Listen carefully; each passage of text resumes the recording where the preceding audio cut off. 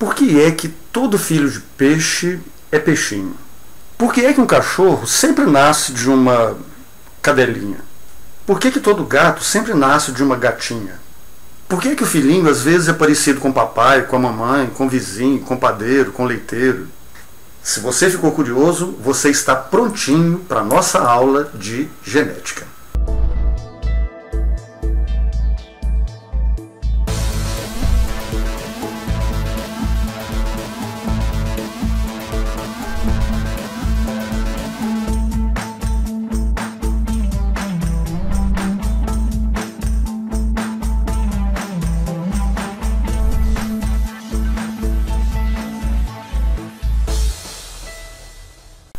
Durante muito tempo, a humanidade quis entender como é que as características biológicas, como é que as características físicas são passadas de uma geração para outra geração. As primeiras pessoas a pensarem a respeito do assunto e desenvolverem uma teoria mais ou menos baseada na observação foram os gregos. O primeiro grego a desenvolver uma teoria a respeito da transmissão de características biológicas foi Aristóteles. Sua teoria ficou sendo conhecida como a teoria dos líquidos ou teoria dos humores. Dizia Aristóteles que a produção de um novo indivíduo se dava a partir da mistura dos líquidos vaginais e dos líquidos seminais. Dizia Aristóteles que, obviamente, o líquido seminal é o líquido mais importante no processo de concepção. Então, na visão de Aristóteles, quando o homem e a mulher se encontravam, yes, no, xilep, xilep, xilep, xilep, o homem e a mulher, no final da relação, liberavam dois líquidos, o líquido seminal e o líquido vaginal, e era a mistura desses dois líquidos que iria gerar o bebê. Dizia Aristóteles que o líquido seminal era o mais importante. E ele dizia que se o líquido seminal fosse produzido pelo testículo direito, daquela relação sexual nasceria um menino.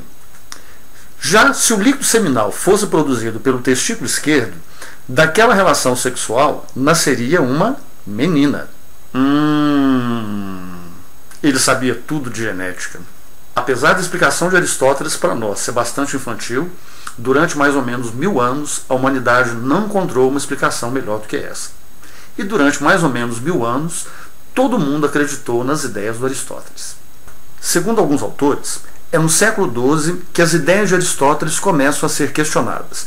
E é mais ou menos nessa época que vai aparecer uma segunda teoria a respeito da transmissão de características biológicas. A segunda teoria a respeito da transmissão de características biológicas de uma geração para outra ficou sendo conhecida como teoria da pré-formação ou pré-formismo. Essa teoria defendia que o ser humano já estava prontinho mesmo antes de haver a fecundação. Na verdade, o ser humano deveria estar prontinho dentro dos gametas. Com essas ideias, os cientistas daquela época se dividiam em dois grupos, os espermistas e os ovistas. Os espermistas defendiam a ideia de que o ser humano estava prontinho dentro do espermatozoide. Já os ovistas diziam que o ser humano estava prontinho, mas ele estava guardado dentro do óvulo.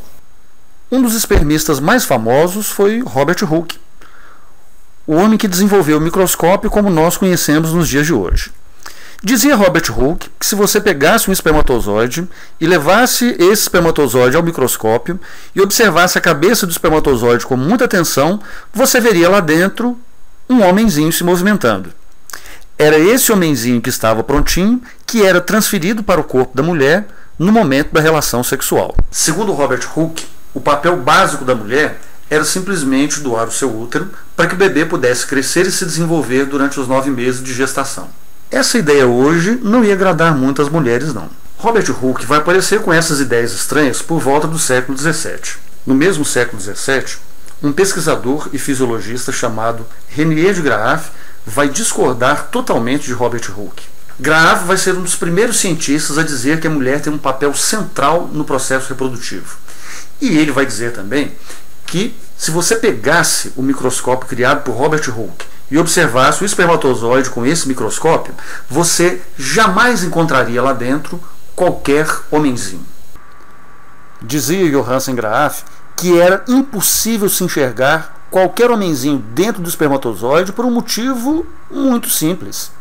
Não existiam homenzinhos dentro do espermatozoide. Na verdade, esses homenzinhos existiam dentro do óvulo.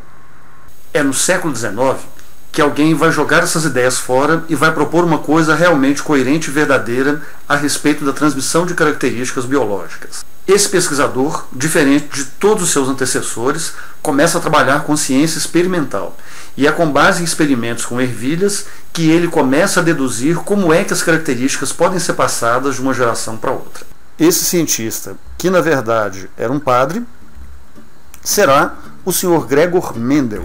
Gregor Mendel, pesquisando a reprodução de plantas no mosteiro onde residia, descobre os mecanismos básicos da hereditariedade, até hoje vistos como a base do conhecimento genético. Os trabalhos de Mendel serão a base do nosso conhecimento genético, mas essa base do conhecimento genético vai ficar para o nosso próximo vídeo. Se você gostou do vídeo, se o vídeo te ajudou, então dê um joinha para poder incentivar o meu trabalho, me ajude a divulgar o vídeo, porque muita gente precisa aprender genética como você.